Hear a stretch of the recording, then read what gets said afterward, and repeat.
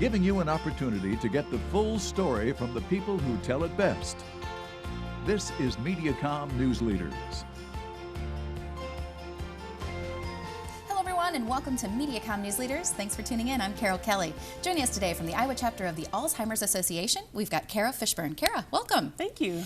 Glad to be here. Yeah, tell us a little bit about volunteers, so important to your organization, Sure. and what role do they play? Absolutely. So volunteers really play an integral role in our association, and it's actually changed a little bit over the last few years. The association has changed the direction that we're going with volunteers, especially in the program world. And the reason for that is really we only serve about 7 to 10% of the 65,000 people living in Iowa that have dementia. And so there are tens of thousands of people that we're still not currently reaching. And so it's really hard to rely just on staff in order to reach all of those folks because we're a nonprofit. I mean, obviously limited resources, economies of scale, right? So we really would like to rely more on volunteers to reach some of those folks that aren't getting the help and resources that they need. So a good example is support groups. So for the last several years, we've relied on volunteers to facilitate our support groups.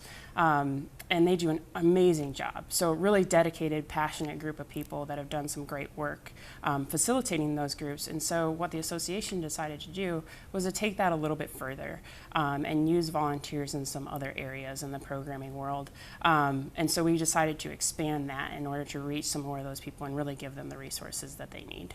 Let's talk about that, the different ways that people can volunteer with the Alzheimer's Association. Yeah, absolutely. So a lot of times when people think about the Alzheimer's Association, they think about research, which is absolutely one of the things that we do.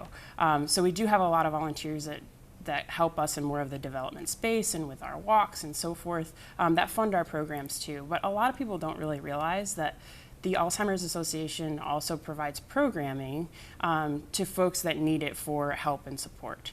And so there are several different ways that people can volunteer if they don't want to, say, for example, serve on a walk committee, but would rather work more directly with our constituents. An example that I already mentioned is a support group facilitator. So those volunteers sit with a group of constituents every month or so, get together in a room, and it's really a safe space for those caregivers, really, where they can share what's going on in their world, bounce ideas off each other, get the support and resources that they need.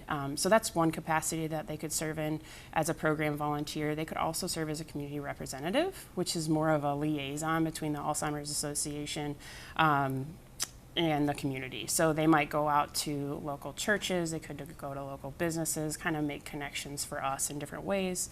They might also go sit at maybe a local volunteer fair or a senior resource fair or something like that and kind of help in that way. And our biggest need, I would say currently, for volunteers would be community educators. So what the Alzheimer's Association has done is we put together a curriculum of about 14 different classes because what the association has found is that the real need for and what people want is education on the disease. And so there's definitely a need for support groups and so forth, but they want more information on how to deal with certain behaviors, how to communicate with those that have the disease and so forth. So our biggest need at the moment is just finding people that are interested in delivering those classes to the community. So whether that be at a church, it could be at a local business for kind of a lunch and learn, that kind of thing. That's something that we're definitely looking for folks to step up and serve in that capacity as well. What are you looking for in a volunteer? Is it someone that has experience with the disease, or what would you look for? Yeah, no, and experience with the disease, connection to the disease is definitely not something that's required. So we like to say that volunteers don't necessarily have the time, they just have the heart, right? So really looking for someone that maybe has a couple hours a month and they can take it as far as they want from there. They can volunteer as much as they want as long as they have a couple hours a month to give to us.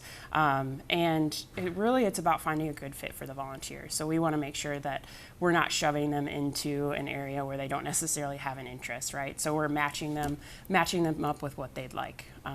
So yeah. Where can they go to help volunteer or maybe learn about the great things that you're doing for the community? Yeah, absolutely. So they can go to volunteer.alz.org, and from there they will get connected to us so that we can get their application submitted and everything and get them going on the steps to become a volunteer. Well, it is a pleasure, Kara. Thanks for joining us. Yeah, thank you for having me. This has been Mediacom News Leaders, your opportunity to get the full story from the most reliable sources.